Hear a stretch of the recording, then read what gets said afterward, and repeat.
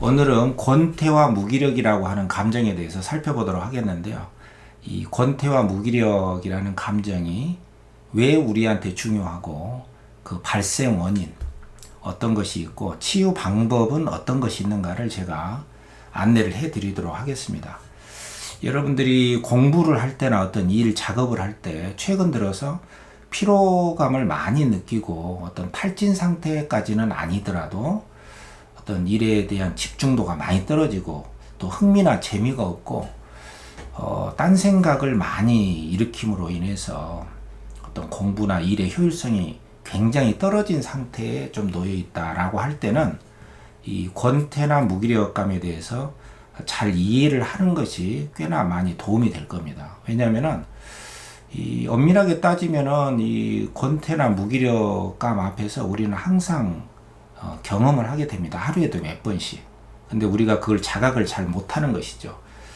문학치료 방법론에서는 이 감정이라는 것을 비가 온 뒤에 그 나뭇가지 밑을 지나갈 때 비는 그쳤는데 그 나뭇가지에 맺혀 있는 그 빗방울이 우리가 그 밑을 지나갈 때 이마나 얼굴을 때리는 경험을 해봤을 거예요.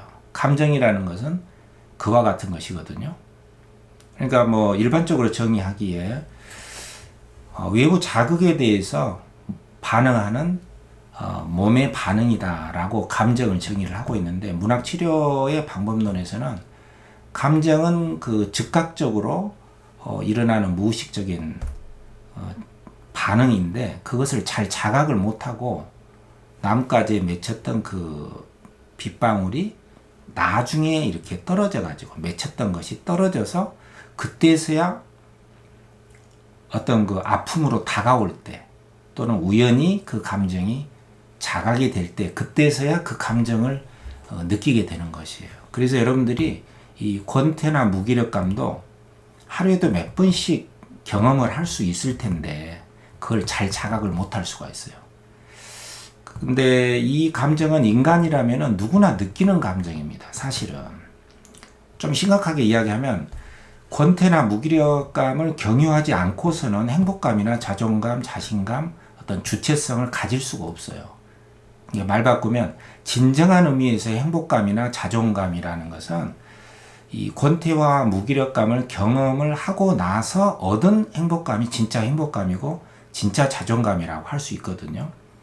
그래서 쇼펜하우어라는 사람, 그 사람은 삶을 이렇게 정의를 했어요. 삶이란 욕망과 권태 사이를 오고 가는 시계추와 같다. 그러니까 모든 인간의 삶은 어떤 욕망하고 그 욕망 끝에 갖게 되는 권태와 무기력, 욕망과 권태, 무기력 이 두 개 사이를 오고 가는 그 왕복 운동이 삶이다. 이렇게 정의할 정도로 우리는 누구나 할 것 없이 권태와 무기력 앞에 서 있다고 볼 수가 있어요. 근데 문제는 그 권태와 무기력을 어떻게 이해하고 잘 건널 수 있느냐. 이게 삶의 어떤 그 비밀 아닌 비밀이라고 볼 수가 있는 것이죠. 왜냐하면은 단순하게 반복되는 것 앞에서 우리는 권태를 느끼지 않을 수가 없죠. 일상은 반복이잖아요. 공부도 반복이고 어떤 일이나 작업도 다 반복이에요. 근데 반복 앞에서 권태를 느끼지 않는 게 이상하죠. 또 무기력이라는 것도 굉장히 열정적으로 온몸에 힘을 다 쏟은 다음에 탈진된 상태에서 느끼게 되는 게 무기력이거든요. 또는 성취를 했지만 그 성취감 이후에 오는 허탈감이나 허망함이 있어요. 또는 남의 비난을 들었을 때도 무기력이 있고요. 또 내 마음대로 시작할 수도 없고 끝낼 수도 없는 상황이 있거든요. 그래서 우리 뜻대로 되지 않는 것들이 더 많기 때문에 우리의 삶은 이 권태와 무기력 앞에 서 있다. 이렇게 볼 수가 있고 이건 병이 아닙니다. 그렇지만 물론 이것을 방치했을 경우에는 큰 불안이라든가 불안의 큰 것으로서의 어떤 그 공황장애라든가 어떤 그 우울증, 만성 우울증으로 지속이 되면서 영영 출구를 찾을 수 없을 수도 있습니다. 그래서 우리가 이 권태와 무기력을 주목하게 되는 이유가 여기에 있습니다. 어떤 그 부정적인 것이 악화될 수가 있고 새로운 출구를 찾을 수가 없을 가능성이 있기 때문에 우리가 이것에 주목을 하는 것이죠. 그러면은 이제 제가 이제 문학치료 방법론으로서 이상의 권태라는 작품을 이번 시간에는 안 하겠습니다. 이번 시간에는 제가 길지 않게 짧게 권태와 무기력의 그 정체 그리고 그 발생 원인과 치유의 방법에 대해서만 짤막하게 언급을 하고 다음 영상에서 이것에 대한 문학치료의 그 방법론에 입각해서 이상의 권태라는 그 텍스트를 가지고 함께 다뤄보도록 하겠습니다. 이 권태와 무기력이라고 하는 것하고 여러분들이 이제 의문을 가질 수가 있겠는데 이 게으름하고 번아웃하고 어떤 차이점이 있는가 이런 의문을 가질 수도 있어요. 근데 이 게으름이라는 것은요, 어떤 거 탈진된 상태에서 어떤 일을 뭐 열정적으로 추구하다가 탈진이 됐다거나 기대한 만큼 성취감이 안 나왔다거나 성취한 다음에 어떤 허탈감 이거하고는 관계가 없어요. 게으름은 그냥 안 하는 것입니다. 그냥 어떤 그 환경적인 요인이나 기질적인 것들 이런 것들이 게을러도 되는 어떤 환경이 있어요. 그래서 학습된 결과로 게으른 것이고요. 어떤 흥미가 있으면 벌떡 일어나서 그걸 하게 되는 경우 이런 것은 권태나 무기력이 아니에요. 그냥 게으름이고요. 번아웃이라는 것은 주로 업무적인 환경에서 많이 씁니다. 어떤 그 업무의 효율성이 좀 떨어진다거나 너무 업무량이 과도하다거나 어떤 그 상사의 어떤 질책 또 일을 성취한 다음에 오는 허탈감 이런 것들 업무에서 쓰는 용어예요. 그래서 여러분들이 공부를 할 때나 일 작업을 할 때 갖게 되는 이 권태와 무기력감에 대해서는 일반적으로 발생하는 그 원인들을 일단 살펴보도록 하겠습니다. 물론 개인마다 다 다르겠지만 일반적인 차원에서 보자면은 권태라고 하는 것은요, 일단 그 반복되는 공부나 작업을 하게 되잖아요. 그럼 권태가 찾아오게 돼 있어요. 그래서 이 재미없거나 실증 난다거나 뭐 심심하다거나 뭐 흥미가 없다거나 이런 권태는 일반적인 겁니다.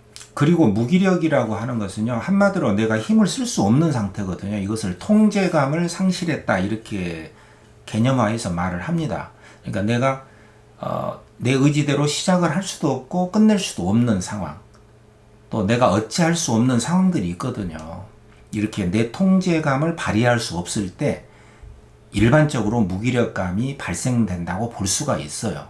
또 공부라든가 일 작업을 해도 어떤 그 진전될 가능성이 없다고 느낄 때나 또 성취를 했는데도 성취한 이후에 찾아오는 어떤 그 허망함이나 허탈함이 있거든요. 이때도 무기력감이 온다고 볼 수가 있어요. 또 무기력감을 느끼게 되는 전형적인 경우가 타인의 비난 있잖아요. 나를 인정해주지 않는 그런 말을 들었을 때 확 무기력감이 올 수도 있어요. 뭐 이 정도밖에 못한 거야? 뭐 앞으로 쓸데없는 짓 하지 마. 이런 말들을 쭉 가장 나에게 영향을 끼치는 중요한 어떤 상사라든가 담임선생이라든가 이런 부모라든가 이런 분들한테 듣게 되면은 굉장히 힘이 쭉 팔리면서 굉장히 무기력감을 느끼게 되죠. 그러니까 이런 것은 여러분들이 비정상이 아닙니다. 당연히 무기력감을 느낄 수가 있어요. 또 내가 현재 지금 하고 있는 공부나 일이나 작업 같은 것이 있잖아요. 근데 이것에 대한 목적, 그 방향성을 내가 제대로 인지가 되지 않을 때도 무기력감을 느낄 수가 있어요. 이 공부를 내가 왜 하고 있죠? 이 일을 내가 하고 있는 이유가 뭐지? 갑자기 그런 생각이 들 때가 있어요. 또 이 일을 계속 하는 게 맞나? 이쪽으로 이 방향으로 계속 가는 게 맞나? 이런 방향성에 대한 의문, 그런 의문들을 해결하지 못할 때 당연히 무기력감이 찾아올 수가 있습니다. 여러분들에게는 무기력감이나 권태감을 어떤 때에 느끼는지를 한번 찾아보세요. 그리고 적어보시기 바랍니다. 그럼 이 권태와 무기력이라고 하는 감정이 주는 신호나 메시지가 어떤 것일까를 우리가 한번 생각을 해봐야 되거든요. 모든 감정은 어떤 메시지가 있어요. 그 감정이 힘을 발휘하는 데는 어떤 목적성이 있습니다. 나나 상대에게 어떤 영향력을 끼치려고 하는 목적이 있거든요. 그게 메시지예요. 권태 같은 경우를 생각해 보면 너무 단순하게 반복되기 때문에 새로운 것을 찾아보라는 메시지예요. 아주 간단하게 이야기하면. 그리고 무기력이라고 하는 것은 내가 힘을 쓸 수 없는 어떤 상황에 직면했을 때 나올 수밖에 없는 탈진된 상태이기 때문에, 또는 성취한 이후에 어떤 허탈감을 느꼈을 때이기 때문에, 또는 남의 인정을 받지 못했을 때, 또 비난을 받았을 때이기 때문에 생명력, 활력을 다시 한번 찾으라는 메시지죠. 무기력이라고 하는 것은. 그리고 또 새로운 출구를 찾으라고 하는 메시지입니다. 지금 하고 있는 공부나 일, 작업의 어떤 목적이나 가치, 그 의미를 잃어버렸다면은 그 목적이나 가치, 의미를 다시 회복하라는 메시지예요. 그리고 너무 열정적으로 온 힘을 다 쏟아서 탈진이 된 상태라면은 조금 쉬라는 신호입니다. 좀 쉬어줘야 됩니다. 그때는. 여러분들이 어떤 상태에 놓여 있는지에 따라서 그 메시지가 다른 것이죠. 정말로 이제 너무 막 이루려고만 온 힘을 조급하게 많이 써버린 경우에는 휴식을 취하는 게 맞고요. 그런 경우에는 오히려 앞으로 이루어야 할 것보다는 내가 이제까지 해왔던 거, 내가 그래도 이 정도는 이루었다라고 하는 내가 해온 것에 대한 재평가를 하는 것이 좋을 수도 있습니다. 그래서 앞으로 할 것보다는 이미 내가 해온 것에 대한 재평가를 한번 해봐라. 이런 메시지로도 우리가 해석을 할 수가 있어요. 자, 그러면 이 권태와 무기력감을 치유할 수 있는 방법은 어떤 것이 있겠는가를 간단하게 정리를 한번 해봅시다. 첫 번째는 여러분들에게 제일 강조하고 싶은 것은요. 이것은 병증이 아니다라고 하는 생각을 먼저 갖기 바랍니다. 왜냐하면 권태는 우리 뇌가 조금만 반복을 하잖아요. 똑같은 것을 반복하게 되면 아무리 재밌는 것도 금방 쉽게 피로감을 느끼고 지치게 됩니다. 뇌가 실정을 잘 내게 돼 있어요. 그러니까 어린애들 있잖아요.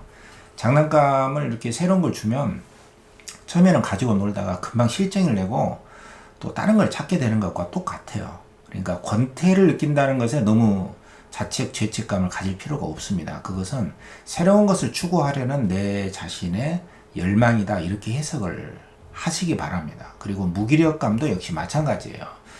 어떤 그 적절한 보상을 받지 못했다거나 성과가 없다거나 성과 이후에 허탈감 이런 것들은 찾아오기 마련입니다. 어떻게 보면 열정이 깊을수록 권태가 깊고 또 성취감이 높을수록 무기력 또한 크다. 이렇게 인식을 하시는 것이 굉장히 좋습니다.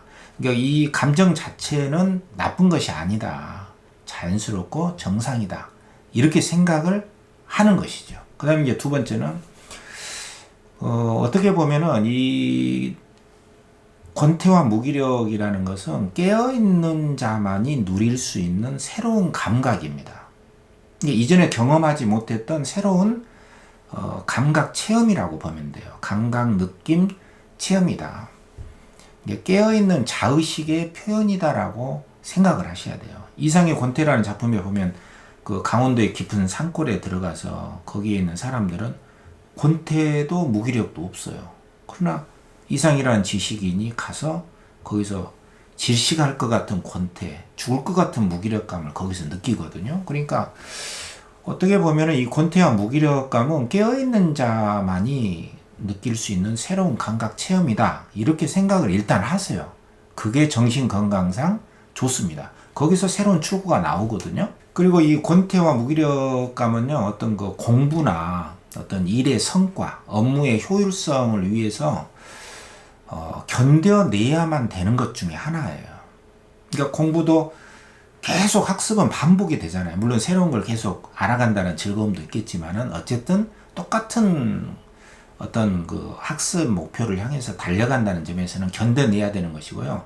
일의 숙련도 있잖아요. 어떤 성과를 이루기 위해서는 반드시 견뎌내야 되는 과정입니다. 이걸 피해갈 수가 없습니다. 그리고 이제 여러분들에게 진짜 강조하고 싶은 것은 뭐냐면은 일상의 계획표가 있잖아요. 그 중에서도 멈춤과 마음 챙김의 시간표를 가져보는 것이에요. 그러니까 일단 계속해서 공부하거나 막 권태와 무기력감 속에서 막 계속 밀어붙이지 말고 일상의 하루에 어떤 시간을 따로 정해가지고 멈춤과 마음 챙김의 시간을 일부러 가져보는 거예요. 멈춤이라는 것은 일단 무조건 이전의 것으로부터 멈추는 겁니다. 벗어나는 거예요. 그래서 일단 일어나는 것이죠. 그리고 바깥에서 안으로의 원리가 있어요.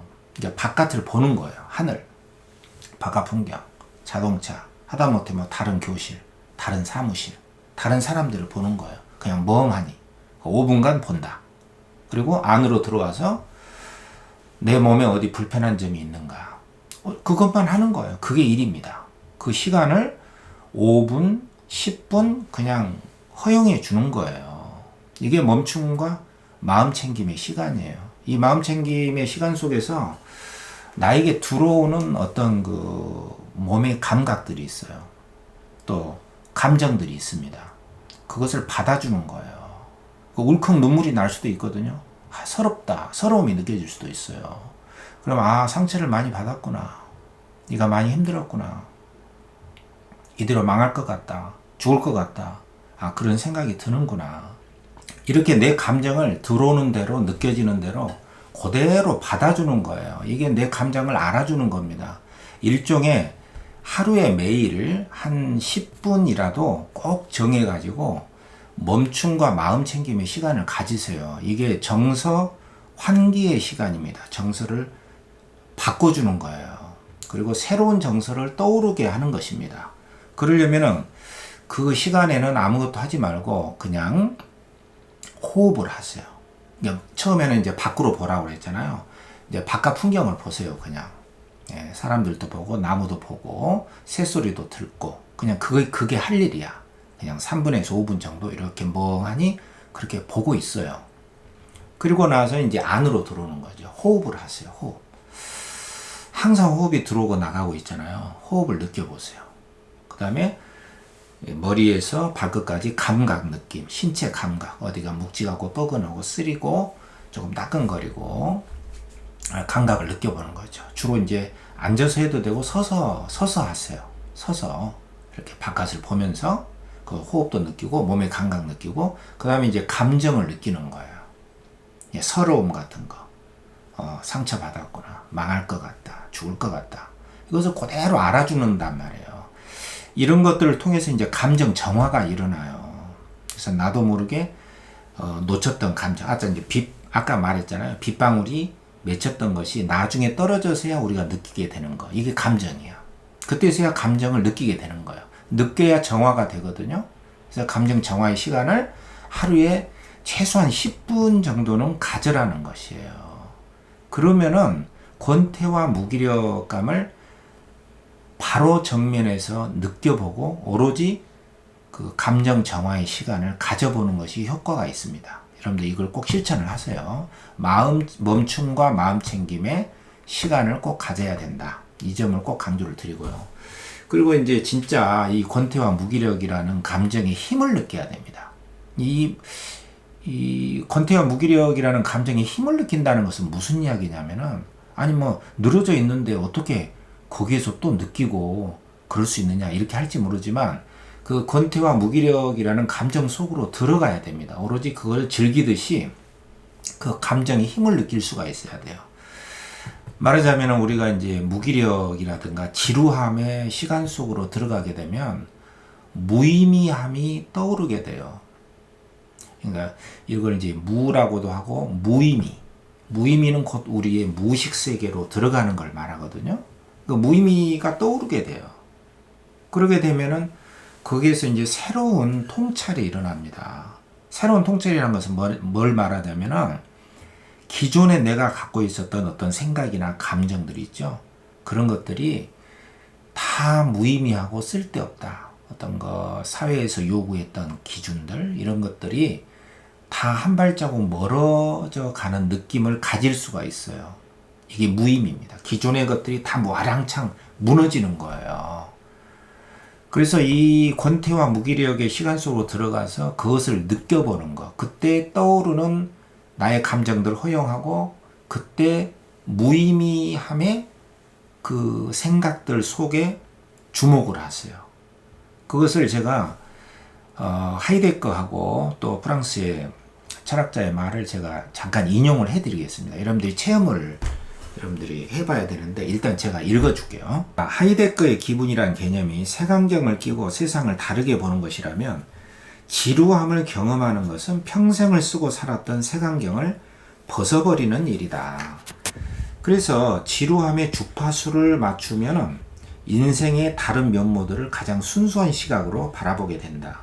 여기서 순수라고 하는 것은 가족 문화 또는 사회가 의미를 부여하기 이전부터 대상이 가지고 있던 진정한 의미를 볼 수 있다는 뜻이다. 라르스 스벤서는 지루함이 우리 안에 내재한 자의적인 의미 체계를 어떻게 드러내는지를 아름다운 은유로 묘사한다. 그는 우리가 지루함을 받아들이는 법을 배우기 전까지 세상을 완성된 한 장의 그림으로 본다라고 말한다. 하지만 깊은 지루함 속으로 들어가고 나면 전체로서의 그림은 사라진다. 이제 우리에게 보이는 건 그 자체로는 아무 의미도 전달하지 않고 오로지 그림의 일부일 뿐인 낱낱의 물감 방울들이다. 하지만 그 그림을 우리 삶으로 여긴다면 이제부터 우리는 그림 위에 물감 방울들을 모두 걷어낸 뒤 다시 배치해서 나만의 의미를 창조할 수 있다. 이것이 지루함의 힘이다. 우리 삶의 개인적 의미들이 재평가되어야 한다는 생각은 지루하면 지루할수록 더욱 또렷해진다. 지루함의 공간에 들어가면 문제 있는 세계관과 부정적인 개인 신념을 발견할 수 있다. 지루함은 이런 식으로 우리를 더욱 깊은 무의식의 파장에 맞춘다. 자, 이게 무슨 말이냐면요. 여러분들, 이 지루함이라든가 이 권태, 무기력의 시간을 정면에서 마주 대할 때 거기에서 나오는 이 감정들이라든가 모든 것이 무의미해지는 그 생각들이 떠오르게 됩니다. 그러면은 그 무의미한 그 생각들 속에서 자기가 기존에 가지고 있던 어떤 견고했던 나의 신념이라든가 마땅히 이건 이루어야 된다라든가 사회의 요구에 맞춰야 된다라든가 이런 것들이 다 증발이 돼버려요. 그리고 나서 나에게 갖게 되는 새로운 생각이 있습니다. 그것이 진정한 나의 무의식의 파장을 맞추는 것이에요. 그래서 이 체험을 여러분들이 꼭 한번 날마다 하셔야 됩니다. 그래야만이 나의 의식과 무의식이 하나가 돼서 힘을 발휘할 수가 있게 돼요. 그래서 나의 주체성을 그때서야 갖게 되는 것이거든요. 그래서 여러분들이 이제 이런 체험을 이렇게 하면서 이 멈춤과 마음챙김의 시간을 가지면서 그때 나타나는 감정들을 알아주고 새로운 생각들, 모든 것이 뒤집혀버린 그런 생각들이 나올 때 체크를 하세요. 그때 나에게 이 무의미함이 느껴질 때 떠오르는 나의 생각들, 그게 진짜 나의 생각이에요. 무의식과 의식이 통합되는 생각을 체크하세요. 글로 쓰세요. 이런 생각이 떠올랐다. 글로 쓰세요. 그것이 진정한 자기만의 깨달음이 돼요. 그리고 이제 진짜로 여러분들이 진짜로 내가 해내고 싶거나 이루고 싶은 내용이 있는가를 체크를 하세요. 이게 굉장히 중요한 겁니다. 그리고 나서 진짜 내가 하고 싶은 것이 떠오르거든요. 해내고 싶은 거. 그것을 확인을 하세요. 머리로라도 상상을 하세요.